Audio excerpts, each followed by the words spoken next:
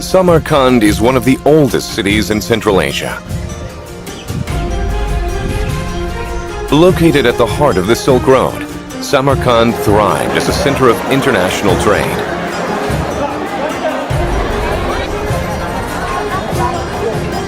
One of the important remains was discovered in 1965 in Afrosiyob, northeast of Samarkand, and proved a historical fact that the city was the center of the ancient trade route.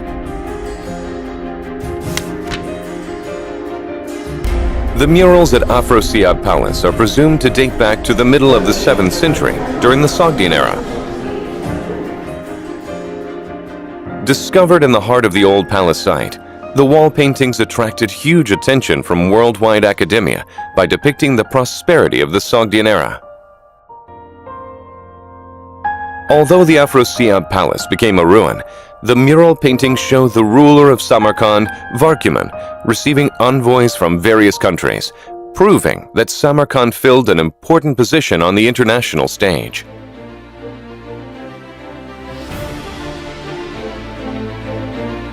Now let's take a closer look at Samarkand in the 7th century through the wall paintings of Afrosiyob Palace.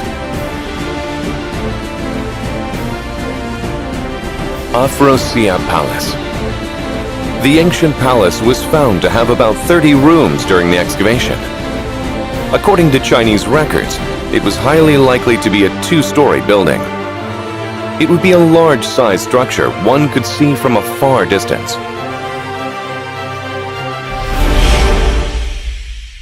The hall located in the center of the palace is a square room of 11 square meters, and the hall's walls are decorated with colorful murals. What were these paintings about, and why were they painted? On the principal west wall mural, an inscription remains on an ambassador's robe written in Sogdian. When King Varkuman Unash came to him, the ambassador opened his mouth and said thus, "I am Pukarzate, the Chancellor of Chaganian.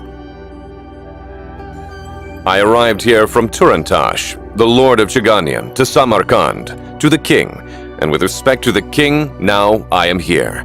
And with regard to me, do not have any misgivings.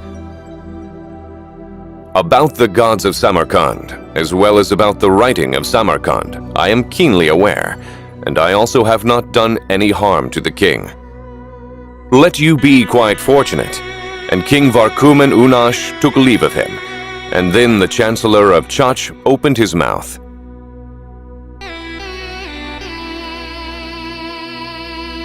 From the inscription, we can assume that the west wall mural depicts delegates from various countries received by King Varkuman.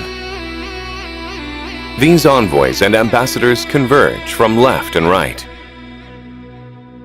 On the left side of the western wall are Chaganians, a main speaker of the inscription, and dignitaries from Chach.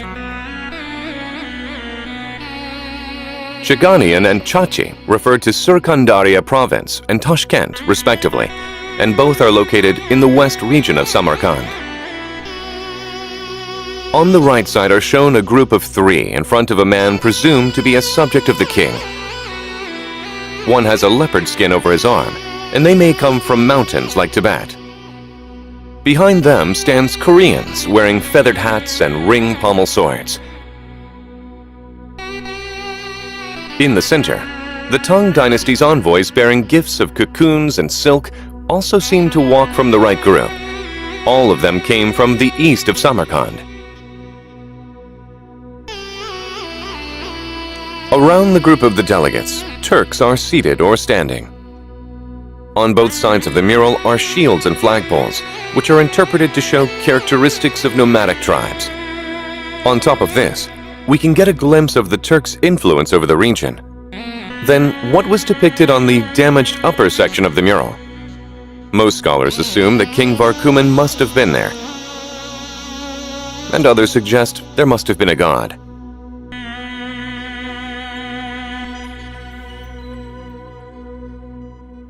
Looking from the west wall mural to the left, a procession painted in brilliant colors fills the south wall. A guarded structure and a few people are at the lead. Moving toward the lead, the procession is approached by a rider on a decorated elephant. 3 figures on horseback follow right behind the elephant. 2 men on camelback move forward, and each man holds a club that appears to be used for a ritual. Behind them, figures wearing face masks lead 2 pairs of geese and an unmanned horse. At the rear of the procession, an outsized image of a lower half of a figure is assumed to be King Varkuman on horseback. The king was followed by his equestrian troops. This procession is assumed to be one to pay respects to ancestors' tombs or a wedding ceremony. What is clear about the South Wall mural is that religious elements on the South Wall coincide with characteristics of the Zoroastrian religion. The North Wall mural is filled with a painting with a theme of the Tang dynasty. In a boat on the left side sits a lady assumed to be the empress of the Tang dynasty. In the center, about 10 attendants and boatmen. Under the boat are imaginary creatures, ducks, a feeding mother bird, and baby birds and lotuses. To the right of the empress's boat are guards sitting in a boat, water buffaloes, and cattle drovers. On land is a vigorous hunting scene in which a hunter on horseback is piercing a wild beast with his spear, and another hunter on horseback is about to shoot an arrow at another beast. Like the South Wall mural, here again a figure in the center is depicted as an oversized image. Scholars mostly regard him as the Chinese emperor. It is not obvious why the entire northern wall was devoted to the depiction of the Tang dynasty. Clearly, however, this region maintained a fairly friendly relationship with the Chinese dynasty. This is in line with a record that King Varkuman received a title from the Tang dynasty in the mid-7th century. Lastly, let's look into the east wall near the entrance. On the left, we can recognize a man in a chair, reaching out his hand toward a round object, another man kneeling down in front of him, and a man on horseback. As on the right, there are seen naked children, a person holding the tail of a water buffalo, fish, and ducks. This is assumed to depict the aquatic or swamp scene. This scene could be interpreted by some scholars as a paradise of India or of the Zoroastrian religion. So far, we have examined the Afrosiyob murals on the 4 walls. Because most parts were irremediably destroyed, we could not get a complete answer to the descriptive narrative of the wall paintings.